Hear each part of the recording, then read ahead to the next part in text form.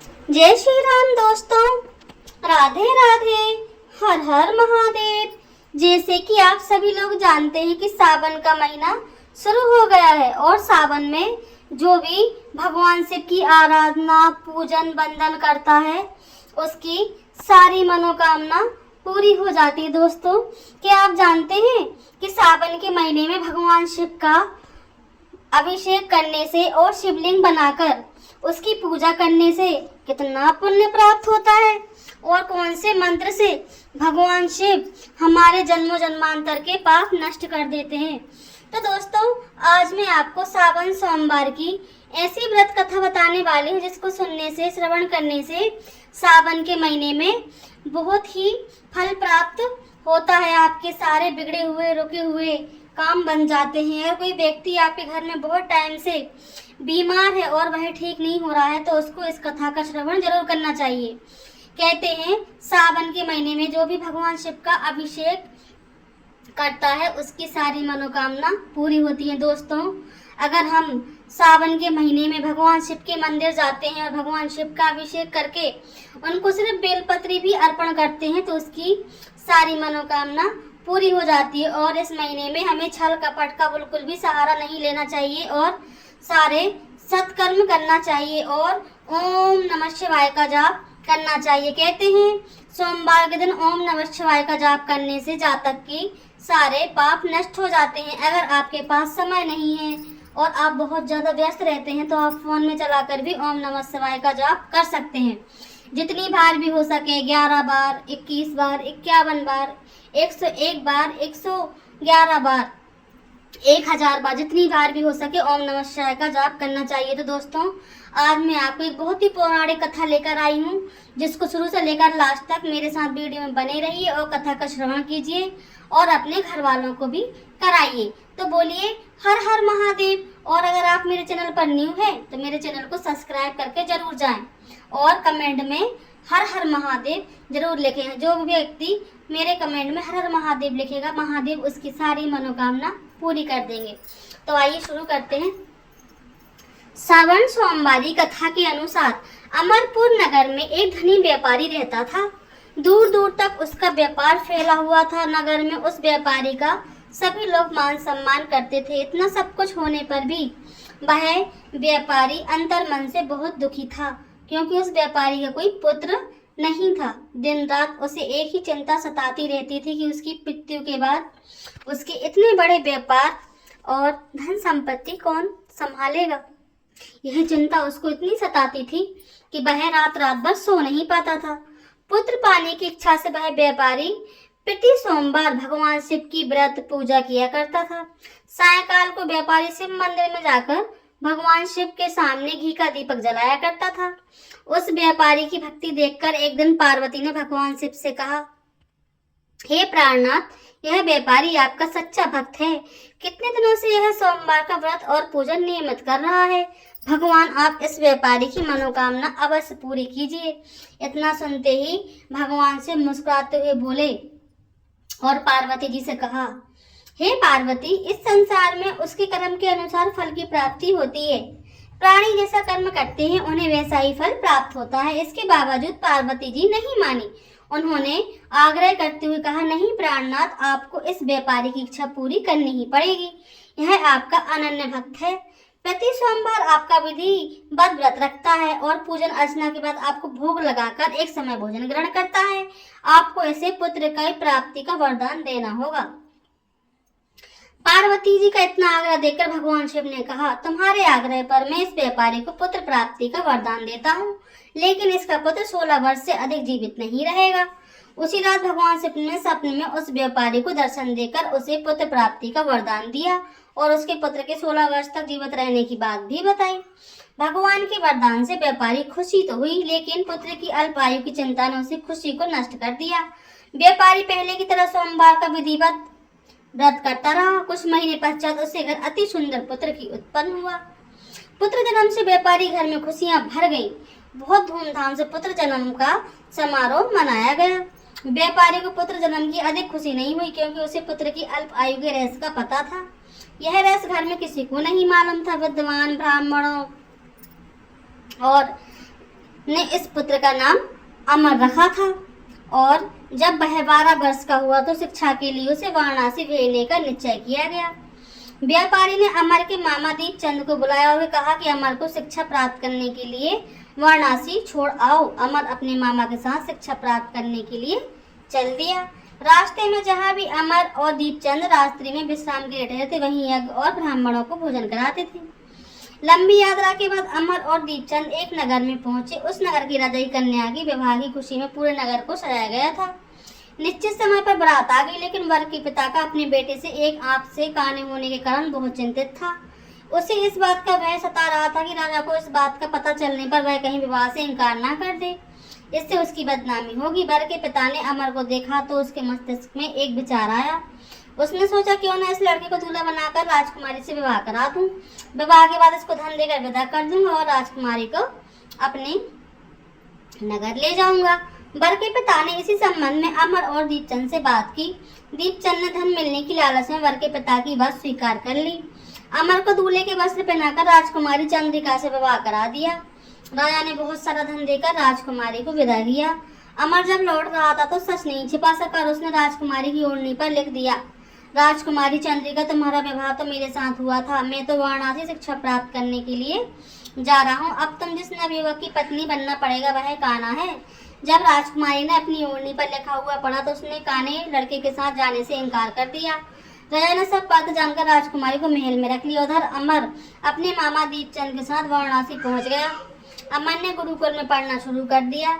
जब अमर की आयु 16 वर्ष की पूरी हुई तो उसने एक यज्ञ किया। यज्ञ की समाप्ति पर ब्राह्मणों को भोजन कराया और खूब अन्न वस्त्र दान किए। रात को अमर अपने शयन कक्ष में सो रहा था। शिव के वरदान के अनुसार शयन अवस्था में ही अमर के प्राण पखेरु उड़ गए। सूर्योदय पर मामा अमर को मृत देखकर रोने पीटने लगा। आसपास के लोग भी एकत्रित होकर दुख प्रकट करने लगे। मामा के रोने विलाप करने से स्वर समीप से गुजरते हुए भगवान शिव और माता पार्वती ने भी सुने। पार्वती जी ने भगवान से कहा, प्राणनाथ, मुझे इसके रोने के स्वर सहन नहीं हो रहे हैं, आप इस व्यक्ति के कष्ट को अवश्य दूर कीजिए। भगवान शिव ने पार्वती जी के साथ अदृश्य रूप में समीप जाकर अमर को देखा तो पार्वती जी से बोले, पार्वती, यह तो उसी व्यापारी का पुत्र है। मैंने इसे 16 वर्ष की आयु का वरदान दिया था, इसकी आयु तो पूरी हो गई। पार्वती जी ने फिर भगवान शिव से निवेदन किया कि हे प्राणनाथ, आप इस लड़के को जीवित कर दीजिए, नहीं तो इसके माता पिता पुत्र की मृत्यु के कारण रो रो कर अपने प्राण त्याग कर देंगे। इस लड़के का पिता तो आपका परम भक्त है, वर्षों से सोमवार का व्रत कर रहा है, भोग लगा रहा है। पार्वती के आग्रह करने पर भगवान शिव ने उस लड़के को जीवित होने का वरदान दिया और कुछ ही पल में वह जीवित होकर उठ बैठ गया। शिक्षा प्राप्त करके अमर मामा के साथ अपने नगर की ओर चल दिया। दोनों चलते हुए उसी नगर में पहुंचे जहां अमर का विवाह हुआ था। उस नगर में भी अमर ने यज्ञ का आयोजन किया। समीप से गुजरते हुए नगर के राजा ने यज्ञ का आयोजन देखा। राजा ने अमर को तुरंत पहचान लिया। यज्ञ समाप्त होने पर राजा अमर और उसके मामा को महल में ले गए और कुछ दिन तक उन्हें महल में रखकर बहुत सा धन वस्त्र देकर राजकुमारी के साथ विदा कर दिया। रास्ते में सुरक्षा के लिए राजा ने बहुत से सैनिकों को भी साथ में भेज दिया। दीपचंद ने नगर में पहुंचते ही एक दूत को घर भेजा, अपने आगमन की सूचना भेजी। अपने बेटे अमर को जीवित वापस लौटने की सूचना से व्यापारी बहुत प्रसन्न हुआ। व्यापारी ने अपनी पत्नी के साथ स्वयं को एक कमरे में बंद कर रखा था। भूखे प्यासे रहकर व्यापारी और उसकी पत्नी बेटे की प्रतीक्षा कर रहे थे। उन्होंने प्रतिज्ञा कर रखी थी, यदि उनके बेटे की मृत्यु का समाचार मिला तो दोनों अपने प्राण त्याग देंगे। व्यापारी अपनी पत्नी और मित्रों के साथ नगर के द्वार पर पहुंचा। अपने बेटे के विवाह का समाचार सुनकर पुत्र वधू राजकुमारी चंद्रिका को देखकर उसकी खुशी का ठिकाना न रहा। उसी रात भगवान शिव ने व्यापारी के सपने में आकर कहा, हे श्रेष्ठी, मैंने तुम्हारे सोमवार व्रत करने और व्रत कथा सुनने से प्रसन्न होकर तेरे पुत्र को लंबी आयु प्रदान की है। व्यापारी बहुत प्रसन्न हुआ। सोमवार का व्रत करने से व्यापारी के घर की खुशियां लौट आई। शास्त्रों में लिखा है कि जो स्त्री पुरुष सोमवार का विधिवत व्रत करते हैं और व्रत कथा सुनते हैं उसकी सभी मनोकामनाएं पूरी होती हैं। दोस्तों, जो भी सावन के महीने में पार्थिव शिवलिंग बनाकर शिव जी की पूजा अर्चना करता है उसके सोए हुए भाग जाग जाते हैं। दोस्तों, आप लोग किसी भी गमले में मिट्टी लाकर शिवलिंग बना सकते हैं और शिवलिंग का पूरी विधि विधान से अभिषेक कर उसको उसी गमले में विसर्जित कर सकते हैं। दोस्तों, सोमवार के दिन किसी भी दिन सावन के महीने में सुबह जल्दी उठकर किसी भी गमले से थोड़ी सी मिट्टी लें और पार्थिव शिवलिंग का निर्माण करें। उसके बाद में दूध, दही, शहद, गंगा जल और पंचतंत्र से भगवान शिव का अभिषेक करें और भगवान शिव को पूरे विधि विधान से भगवान शिव की पूजा अर्चना करें। और पूजा अर्चना करने के बाद में भगवान शिव की पूरे श्रद्धा और भक्ति से पूजन अर्चना करके आरती करें। दोस्तों, जो भी सावन के महीने में भगवान शिव की पूजन वंदन करते हैं उसके सारे कार्य नष्ट हो जाते हैं। और फिर उसके बाद भगवान शिव को बेलपत्री, भांग, धतूरा और अकहुए का फूल, ये सब भगवान शिव को चंदन टीका लगाकर अर्पित करें। और उसके बाद में आप भगवान शिव को कोई भी फल, श्रीफल या जो भी आपके घर में हो आप वो समर्पण करें और माँ पार्वती जी को सुहाग का सामान चढ़ाएं। और इस तरीके से आप सावन के महीने में रोज भगवान शिव का अभिषेक कर सकते हैं। इसके बाद में अभिषेक करते हुए आपको भगवान शिव को जो बहुत ज़्यादा प्रिय है उस मंत्र का जाप करना है। अगर आपके पास समय नहीं है और जितना भी समय है उतने समय तो आप कम से कम भगवान शिव का जाप कर सकते हैं। कहते हैं अगर किसी के ऊपर ज़्यादा परेशानी है और ज़्यादा कष्ट है तो उसको उस जातक के ऊपर से एक कटोरी में खड़ी मूंग की दाल उसके सर से उतारकर भगवान शिव को समर्पण करना चाहिए, जिससे उस जातक के सारे कष्ट दूर हो जाते हैं और भगवान शिव उनकी कृपा उसके ऊपर बरसाने लगते हैं। तो दोस्तों, आपको मेरी यह कथा कैसी लगी? सोमवार का व्रत करने से उस व्यापारी का पुत्र पुनर्जीवित हो गया जो कि मृत हो गया था। दोस्तों, जो भी भगवान शिव की पूजा अर्चना करता है उसकी सारी मनोकामनाएं पूरी होती हैं। अगर आपके पास ज़्यादा कुछ नहीं है तो आप भगवान शिव को सिर्फ 1 लोटा जल और बेलपत्री अर्पित कर सकते हैं। अगर आप सुबह उठकर एक दिन पहले बेलपत्री तोड़कर रख लेनी है और भगवान शिव तो वैसे ही भोले भंडारी हैं, आपको 1 लोटा जल ले जाकर भगवान शिव का मंदिर में अभिषेक करना है। अगर आप मंदिर में नहीं जा सकते हैं तो आप घर पर ही शिवलिंग बनाकर भगवान शिव का अभिषेक कर सकते हैं। उनको बेलपत्री जरूर से जरूर समर्पित करें और पूजा करते हुए ओम नमः शिवाय का जाप जरूर करें। दोस्तों, आज आप मेरे साथ भी 11 बार ओम नमः शिवाय का जाप कर लीजिए। और कहते हैं जो भी भगवान का शिव भक्त इस मंत्र को पूरी श्रद्धा और भक्ति से इसका उच्चारण करता है उसके घर की सारी समस्याएं सब कुछ नष्ट हो जाता है और उससे कई जन्मों के पाप नष्ट हो जाते हैं। तो वीडियो को बिना स्किप किए मेरे साथ लास्ट तक बने रहिए। तो आइए हम इस मंत्र का भी जाप करेंगे। ओम नमः शिवाय, ओम नमः शिवाय, ओम नमः शिवाय, ओम नमः शिवाय, ओम नमः शिवाय, ओम नमः शिवाय, ओम नमः शिवाय, ओम नमः शिवाय, ओम नमः शिवाय, ओम नमः शिवाय, ओम नमः शिवाय, ओम नमः शिवाय। दोस्तों, इस मंत्र का जाप करने से और श्रावण के महीने में भगवान शिव की इस कथा को सुनने से आपके कई दिनों के, कई महीनों के, कई सालों के रुके हुए सारे कार्य बन जाएंगे। मैं तो हमेशा से ही सोमवार का व्रत रखती हूँ और मुझसे जो भी बन पड़ता है वह मैं भगवान शिव को अर्पित करती हूँ। मेरी शादी भी नहीं हुई थी, मैं कम से कम 20 साल से भगवान शिव जी की पूजन वंदन कर रही हूँ। दोस्तों, मैं आप लोगों से भी कहूँगी कि आप लोग भी सावन के महीने में भगवान शिव की पूरी श्रद्धा और भक्ति के साथ भगवान शिव की पूजा अर्चना करें। और मेरा यह वीडियो आपको कैसा लगा है? अगर आप शिव भक्त हैं तो कमेंट में हर हर महादेव लिखकर जरूर जाएं। और जो भी इस वीडियो को 5 लोगों को शेयर करेगा भगवान शिव उसकी सारी मनोकामना पूरी करेंगे। दोस्तों, आपको मेरा यह वीडियो कैसा लगा मुझे ज़रूर बताएं। अगर आप मेरे चैनल पर न्यू हैं तो सब्सक्राइब कर जाएं। और अगर आप मेरे वीडियो को पसंद करते हैं, एक लाइक, एक कमेंट और एक शेयर।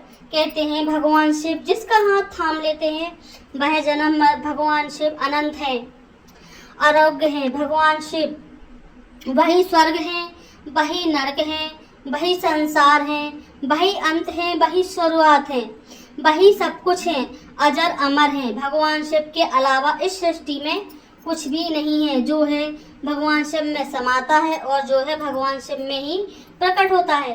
तो दोस्तों, आपको कुछ भी नहीं करना है, सावन के महीने में पूरी श्रद्धा और भक्ति से भगवान शिव की आराधना करनी है। और आपको बेलपत्री का जरूर आपको अर्पित करनी है। अगर आप मंदिर नहीं जा सकते हैं तो आप अपने गमले में पार्थिव शिवलिंग बनाकर भगवान शिव का अभिषेक करें। अगर आपके पास ज़्यादा समय नहीं रहता है तो आप सुबह जल्दी उठकर और 1 लोटा जल लेकर आप गमले में ही शिवलिंग का निर्माण करें और गमले में ही उनका अभिषेक करें और बेलपत्री अर्पण करें। कहते हैं जो भी भगवान शिव की पूरी श्रद्धा और भक्ति से पूजन अर्चन करता है उसकी सारी मनोकामनाएं पूरी होती हैं। और दोस्तों, पूजा करने के बाद में आप भगवान शिव की आरती करें, भगवान शिव की स्तुति करें और ओम नमः शिवाय का जाप करना तो बिल्कुल भी ना भूलें। भगवान शिव को ओम नमः शिवाय का जाप बहुत प्रिय है। तो दोस्तों, आप लोगों को मेरा यह भक्ति ब्लॉग कैसा लगा जरूर से ज़रूर बताएं। अगर आप शिव भक्त हैं तो कमेंट में हर हर महादेव लिखकर जरूर जाएं। वह व्यापारी और उसकी पत्नी सोमवार का व्रत करते थे और उनके पास संतान नहीं थी। भगवान शिव ने उनको वरदान दिया कि आपको एक पुत्र की प्राप्ति होगी पर वह अल्प आयु होगा। पर भगवान शिव की कृपा से वह पुत्र मरने के बाद भी जीवित हो गया।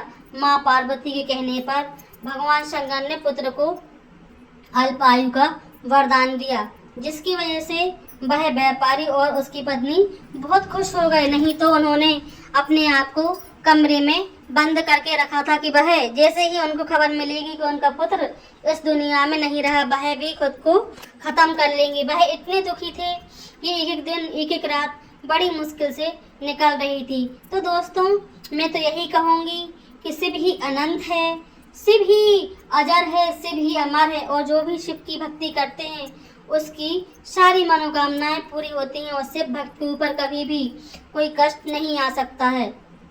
दोस्तों, अकाल मृत्यु वो मरे जो काम करे चंडाल का, और काल भी उसका क्या बिगाड़े जो भक्त हो महाकाल का। आपके ऊपर बड़े से बड़ा संकट भी आए तो वह महाकाल अपने ऊपर ले ले।